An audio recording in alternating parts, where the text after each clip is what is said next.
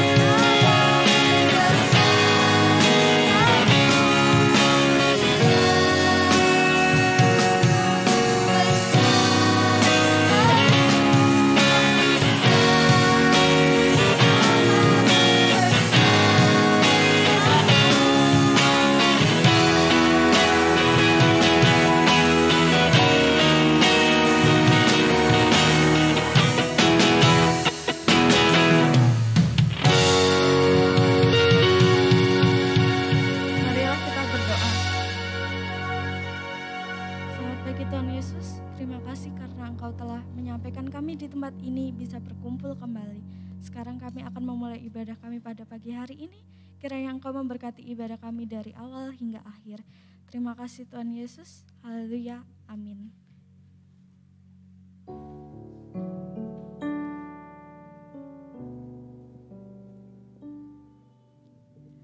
Masih ada sukacita? Masih ada semangat? Marilah kita menyanyikan lagu ini dengan semangat dan sukacita.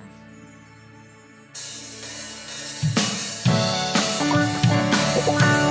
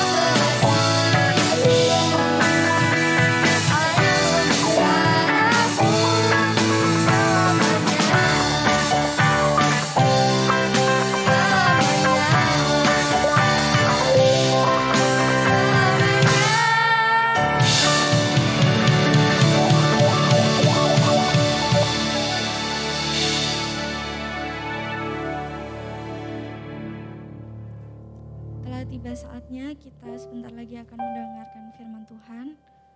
Marilah kita siapkan hati dan pikiran kita.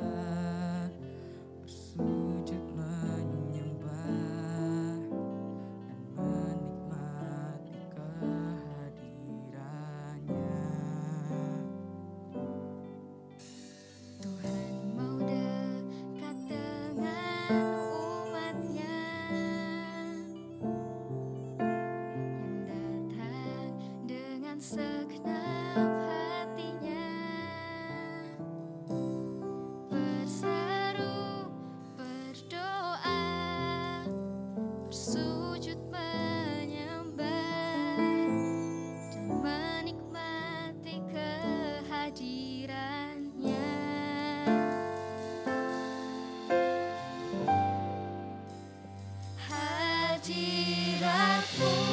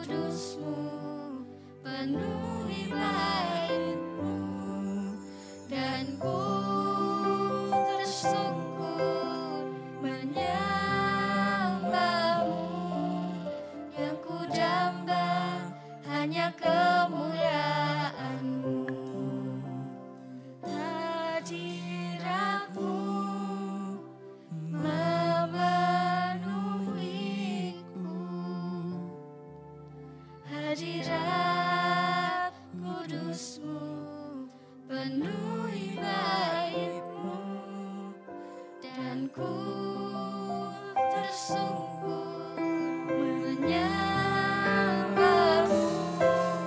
Yang ku jambah hanya kemuliaan-Mu.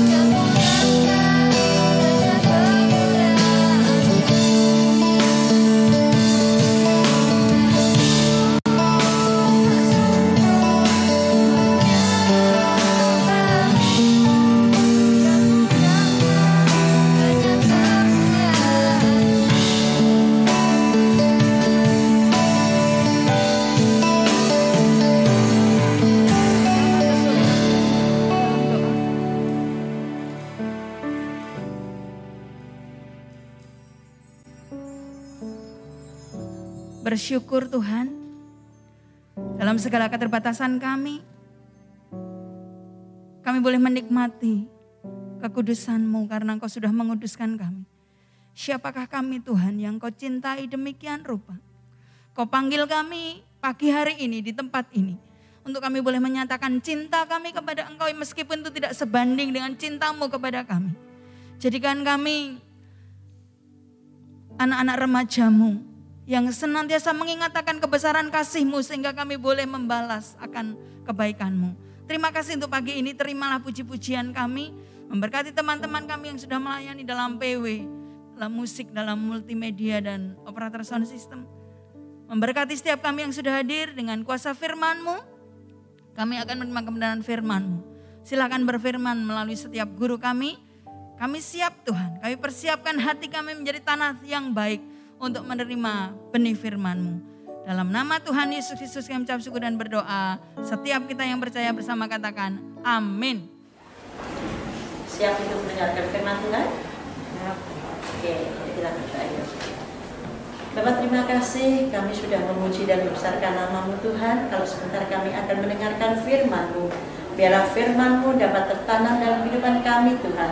Urapi kami semua, urapi Tante Lucy yang akan menyampaikan Tuhan. Kami percaya Tuhan Kau hadir di tempat ini. Kau hadir dalam kehidupan kami Tuhan. Terima kasih Tuhan. Kiranya kami akan memberikan yang terbaik buat Engkau. Hanya di dalam nama Tuhan Yesus kami sudah berdoa. Haleluya. Amin. Selamat pagi teman-teman. Ada suaranya nggak jauh lagi. Selamat pagi teman-teman. Pagi. Oke. Tante mau nanya, siapa di sini yang sudah ambil bagian dalam pelayanan? Entah jadi singer, entah jadi pemain musik. Ada yang sudah ikut ambil bagian dalam pelayanan? Coba angkat tangan. Satu, Evi, ya. Oke. Yang tinggi dong, nggak kelihatan. Ayo. Ya. Terima kasih, puji Tuhan. Teman-teman, mengapa kita melayani Tuhan? Mungkin pelayanan kita itu cuma kecil. Misalnya jadi usher, penerima tamu, atau mungkin jadi singer, atau WL, atau mungkin seksi doa yang berdoa buat kelancaran firman Tuhan. Mengapa kita melayani Tuhan? Jawabannya adalah karena Tuhan sudah begitu baik buat kita. Tuhan itu memberikan kepada kita semuanya talenta yang berbeda-beda. Ada yang dikasih kemampuan, talenta, pintar menyanyi. Ada kemampuannya berbicara, bisa khotbah, bisa berbicara. Ada yang kemampuannya bisa main musik. Semua dari kita punya kemampuan yang berbeda-beda, talenta yang berbeda-beda. Nah, talenta yang sudah Tuhan berikan buat kita, itu setidaknya kita kembalikan buat kemuliaan Tuhan dengan cara apa? Dengan cara menjadi melayani Tuhan, menjadi pelayan Tuhan. Pelayan Tuhan itu belum tentu pendeta. Pelayan Tuhan itu bisa apa saja. Apapun yang kamu lakukan buat Tuhan, itu namanya kamu melayani Tuhan. Nah, pagi hari ini menjadi seorang pelayan itu tidak cuma asal-asalan saja. Menjadi pelayan itu harus dengan sepenuh hati. Nah, pagi ini kita belajar pahlawan yang penuh dengan roh, pelayanan yang diurapi. Kalau kita hanya asal-asalan saja melayani Tuhan, itu tidak akan menjadi berkat buat kita maupun buat orang lain. Kalau kita melayani Tuhan, kita harus melayani dengan sepenuh hati. Bagaimana caranya melayani Tuhan dengan sepenuh hati? Ya kalau seandainya kita jadi singer, usahakan kamu datang tepat waktu. Ketika latihan dengan sungguh-sungguh. Demikian juga misalnya kamu ikut tamborin, lakukan semua tarianmu itu bukan hanya untuk dilihat manusia, tapi kamu melayani Tuhan dengan hatimu, menari buat Tuhan, untuk kemuliaan Tuhan. Kamu menyanyi juga dengan sungguh-sungguh, menaikkan pujian yang keluar dari hati, tidak hanya sekedar menyanyi. Nah, oleh sebab itu pelayanan-pelayanan kita itu diperlukan pelayanan yang diurapi oleh Tuhan. Kalau kalian melihat ada hamba Tuhan yang kelihatannya biasa-biasa saja, tapi begitu dia di atas mimbar, begitu dia menyampaikan firman Tuhan, ternyata semua orang yang mendengar firman itu hatinya terkena. Banyak yang menangis. Kenapa? Karena pelayanannya diurapi Tuhan.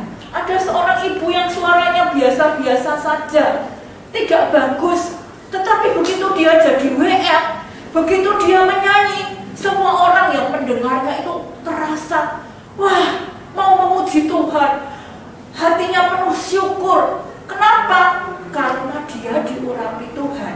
Tetapi ada orang yang tidak sungguh-sungguh pelayanannya asal-asalan, suaranya bagus sekali, hanya mengandalkan suaranya. Dia menyanyi dengan bagus, dengan indah, tapi tidak membawa berkat bagi orang lain. Hati-hati orang yang mendengarnya tidak tersentuh, tidak mengalami perubahan hidup. Kenapa? Karena hanya mengandalkan kemampuan suara saja, tidak mengandalkan urapan roh Tuhan. Pagi hari ini kita belajar bagaimana kita semua ini menjadi orang yang diurapi oleh roh Tuhan. Tidak cuma pada waktu kita di pelayanan, tetapi dalam kehidupan sehari-hari. Ketika kita menjadi teman seseorang, perkataan-perkataan kita itu bisa meneguhkan orang lain. Apapun yang kita lakukan bisa membuat orang itu, oh betul ya, ternyata omonganmu benar. Ketika seseorang curhat sama kamu bisa memberikan jalan keluar. Kenapa? Karena ada roh Tuhan, ada urapan Tuhan yang ada di dalam hidup kita. Nah, bagaimana caranya menjadi seorang pelayan yang diurapi? Ayo pas kita bilang begini, Roma 12 ayat 11b. Biarlah rohmu menyala-nyala dan layanilah Tuhan. Biar kita semua ini menyala-nyala. Untuk apa? Untuk melayani Tuhan. Apapun yang bisa kita lakukan hanya kecil. Kalau kita diurapi Tuhan, kita menjadi berkat bagi orang lain. Kita belajar hari ini tentang Elia dan Elisa. Siapa pernah dengar cerita ini, Elia dan Elisa? Ya, Tante mau coba ceritakan secepatnya supaya kalian bisa mengerti. Elia adalah seorang nabi yang besar. Bahkan Tuhan sendiri menulis bahwa nanti di akhir zaman, kan saat ini orang Israel tidak percaya kepada Tuhan Yesus. Mereka beragama Yahudi, bukan Kristen. Mereka percaya kepada Allah, tetapi mereka tidak percaya kepada Tuhan Yesus. Nah, nanti di akhir zaman, di dalam kitab Wahyu dikatakan bahwa ada dua orang nabi yang akan diutus kembali ke Israel, yaitu Musa dan Elia. Dan setelah mereka datang, orang Israel ini akan bertobat karena mereka saat ini tidak percaya kepada Tuhan. Demikian besarnya Nabi Elia ini bagi orang Israel. Nabi Elia ini disuruh Tuhan, Nabi Elia ini diurapi Tuhan untuk mengalahkan siapa? Nabi-nabi Baal. Ingat cerita beberapa minggu yang lalu ketika Elia meminta Tuhan membakar persembahan yang dikorbankan buat Tuhan melawan nabi-nabi Baal yang memanggil-manggil dewa Baal. Ternyata Elia ini menang karena Tuhan bersama dengan dia. Nah, Tuhan berkata sama Elia, "Elia, sebentar lagi kamu akan terangkat naik ke surga dalam awan badai." Wah, ternyata Elia ini nggak pernah mati. Di dalam Alkitab ada 2 orang yang tidak mati. Yang pertama namanya Henok. Henok ini tiba-tiba terangkat ke surga bersama dengan Tuhan. Diangkat Tuhan ke surga. Yang kedua Elia. Elia ini pulang ke surga dalam angin badai, dalam kereta yang berapi. Nah, Tuhan menyuruh Elia untuk mencari murid yang akan menggantikan Elia. Nah, Tuhan berkata, kamu harus mencari seorang murid yang bernama Elisa. Lalu Elia ini pergi dan dia menemukan Elisa ini sedang bekerja. Elisa ini sedang membajak sawah dengan 12 pasang lembu. Elisa ini ketika ditemu Elia, dia tidak sedang bermalas-malasan. Dia sedang bekerja keras membajak sawahnya dengan 12 pasang lembu. Lalu Elia ini melemparkan jubahnya. Pada waktu itu, jubah seorang nabi berbeda dengan jubah orang biasa. Jubah seorang nabi ini jubah yang berbulu. Jadi ketika Elia ini melemparkan jubahnya kepada Elisa, Elisa tahu bahwa dia dipanggil untuk mengikuti Elia. Lalu Elisa ini minta izin pulang ke rumahnya, pamitan sama orang tuanya, lalu dia kembali, dia potong lembunya, dia masak, dan dia ikut Elia. Firman Tuhan berkata, Elisa ini menjadi pelayannya Elia. Dalam bahasa Inggris, Alkitab bahasa Inggris, apa yang dilakukan Elisa sebagai pelayan Elia? Menuangkan air untuk cuci tangan. Pelayanan yang sepele. Wah, Elisa ini tadinya orang kaya loh. Dia punya ladang, punya 12 lembu. Pekerjaannya membajak sawah, hasilnya banyak. Semuanya ini ditinggalkan untuk menjadi pelayannya Elia. Tugasnya apa? Cuma nuangin air, cuci tangan. Pekerjaan yang sepele, tetapi itu semua dilakukan Elisa dengan sungguh-sungguh. Selama bertahun-tahun ini, Elia dan Elisa ini melihat bagaimana Elia ini bekerja dengan diurapi Tuhan. Pelayanan Elia ini pelayanan yang luar biasa. Dia bisa mengalahkan Nabi Baal, dia bisa melakukan hal yang lain karena diurapi oleh Tuhan. Nah, Elisa ini sebagai pelayan Elia, dia juga pengen gimana caranya supaya aku bisa menjadi pelayan yang diurapi seperti Elia. Nah, tiba waktunya Elia akan naik ke surga. Dia berkata sama Elisa, Elisa, tinggal di sini ya. Tinggal lo di Gilgal. Mereka tinggal di Gilgal. Aku mau ke Gilgal. Elisa bilang, enggak, saya tetap ikut Elia. Mereka pergi dari Gilgal sampai di Gilgal. Sudah ya, kamu di sini aja. Aku mau pergi ke Betel. Tidak, Pak Elia, aku tetap ikut Pak Elia. Ikut lagi. Pindah dari tempat-tempat, dari Gilgal ke Betel. Dari Betel bertemu sama rombongan nabi yang sangat besar. Ini pelayan loh yang ketemu dengan rombongan nabi. Ternyata Tuhan juga sudah bilang sama nabi-nabi yang ada di situ, Elia mau terangkat ke surga. Tahukah kamu bahwa Elia ini akan terangkat ke surga? Elisa bilang, aku tahu, tapi diamlah. Terus Pak Elia bilang, Elisa, kamu tinggal di sini ya. Aku mau ke Yeriko. Tetap ikut. Nomor 1, syarat seorang pelayan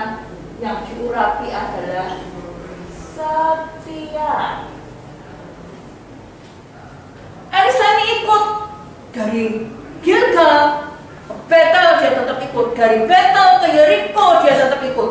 Kemanapun Pak Elia pergi, Elisa ini ikut dengan setia. Apapun yang disuruh oleh Pak Elia, Elisa ini melakukannya dengan sungguh-sungguh.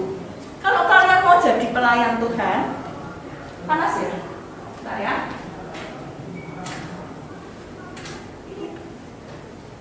Tidak bisa ya? Ada kepanasan nih. Buka aja.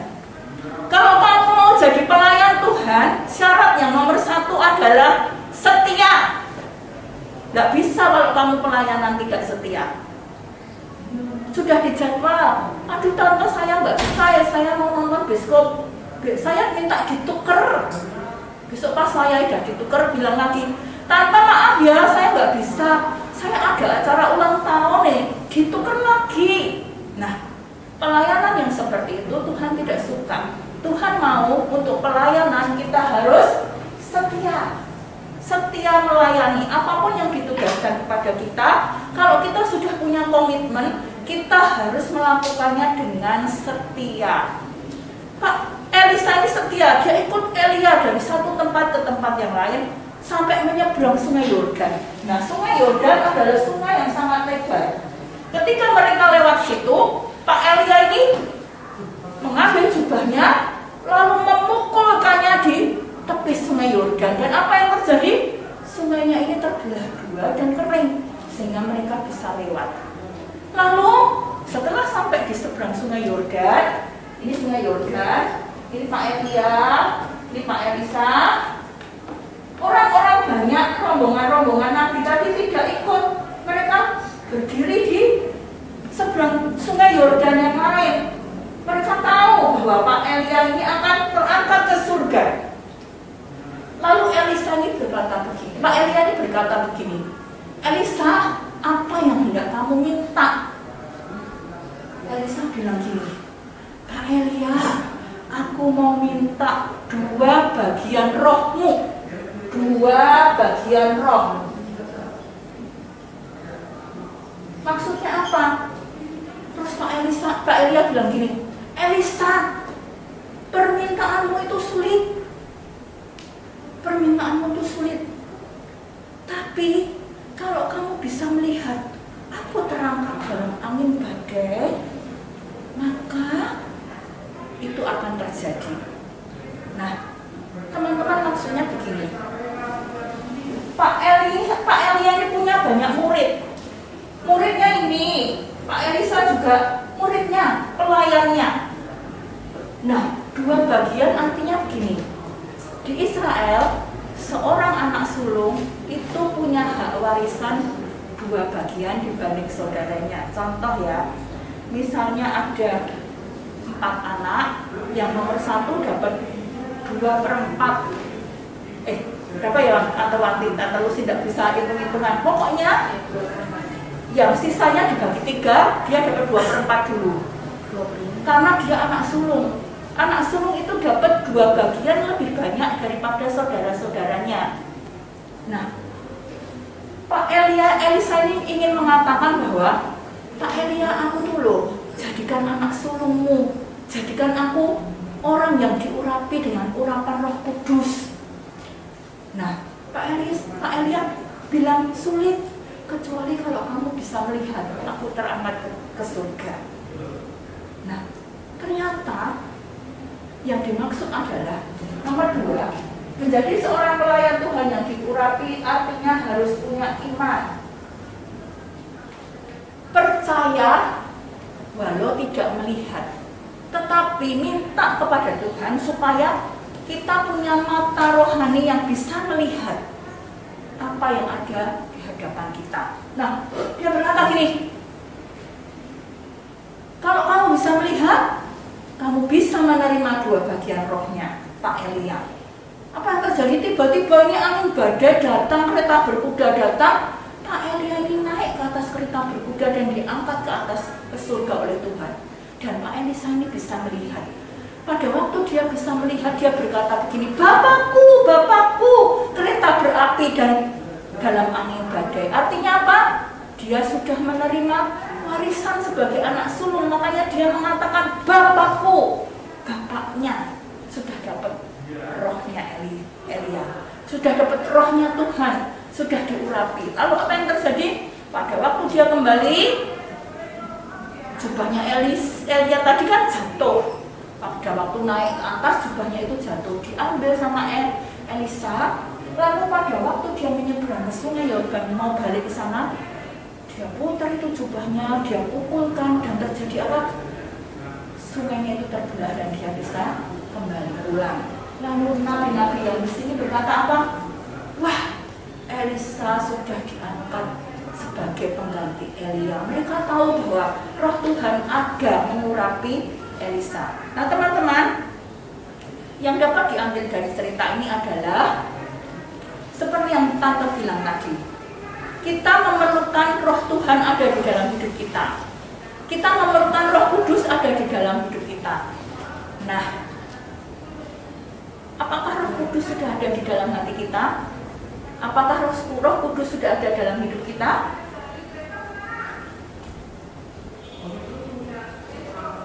Kalau kalian ke gereja, terus kalian dengar banyak orang berbahasa roh, terus kamu nggak tahu ini apa, sebenarnya apa sih?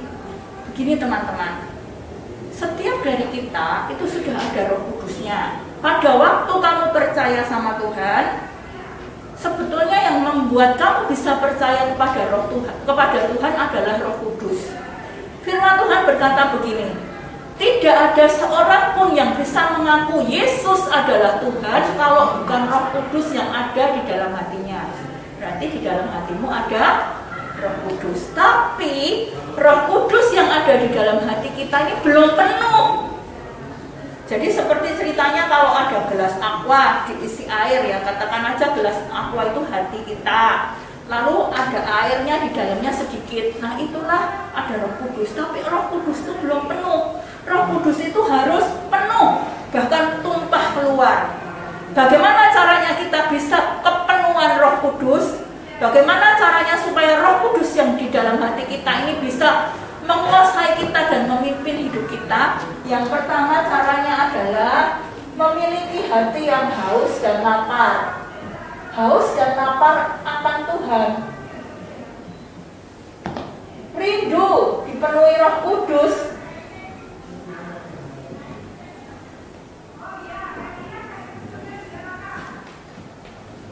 Kalau apa tandanya seseorang dipenuhi Roh Kudus? Firman Tuhan berkata, dia akan berbicara bahasa lidah. Bahasa lidah itu disebut juga dengan glosolali. Bahasa lidah ini tidak ada tempat kursusnya. Wah, kamu mau kursus apa? Oh, saya mau kursus bahasa Inggris. Oh, saya mau kursus bahasa Mandarin. Tidak pernah ada orang bilang, saya mau kursus bahasa roh. Tidak ada. Karena bahasa roh ini tidak diajarkan. Bahasa roh ini adalah karunia Tuhan untuk kita supaya kita bisa berbahasa lidah. Wah, tante gampang kan? Kalau kita dengar orang ngomong apa, oh ngomongnya kan glosolali itu seperti ini. Wah, sandal jepit, ada bla bla bla bla bla bla bla bla. Wah, kita pura-pura ikut. Tidak seperti itu. Ketika hati kita haus dan lapar, kita rindu untuk berbahasa roh, kita datang pada Tuhan, kita rindu untuk dipenuhi oleh Roh Kudus, kita berdoa, Tuhan, penuhi aku dengan roh-Mu, penuhi aku dengan roh-Mu. Pada waktu kamu sungguh-sungguh minta, maka Tuhan akan mencurahkan rohnya. Ada yang mengalami, tiba-tiba dia bergetar badannya. Tiba-tiba dia bisa berbicara dengan bahasa-bahasa yang lain yang direm mulutnya nggak bisa. Ada orang yang dipenuhi Roh Kudus, tiba-tiba dia bisa rebah ke bawah. Didoakan, tiba-tiba dia rebah. Ada orang yang ketika dipenuhi Roh Kudus, dia menyanyi dengan sukacita. Yang tadinya nggak bisa bahasa Inggris, tiba-tiba lancar berbahasa Inggris. Ada yang tiba-tiba menari-nari, bernyanyi dalam roh, dan lain sebagainya. Itu adalah tanda seseorang dipenuhi oleh Roh Kudus. Mungkin di antara kalian belum ada yang dipenuhi Roh. Ada yang sudah dipenuhi Roh Kudus?